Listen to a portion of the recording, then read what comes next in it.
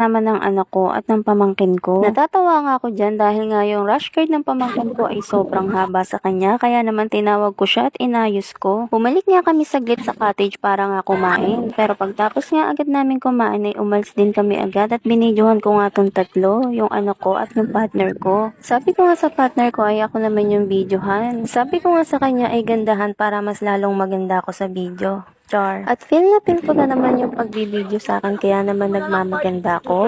Ilang saglit nga lang ay nakita ko yung pamangkin ko at yung kapatid ko. Maya-maya ay pagtingin ko ay nandun na rin yung anak ko. Nakita ko na nga sila nakasakay dito sa kayak. Yung pala ay nag-rent sila dito. 300 pesos nga pala yung bayad dyan. Di bali 150 per head kasi nga dalawa yung sasakay, kaya nasa 300 pesos. Maya-maya nga ay nakita ko nga tong pamangkin ko na panay talon. Natatawa nga ako dahil kada dadating yung alon ay tinatalunan niya.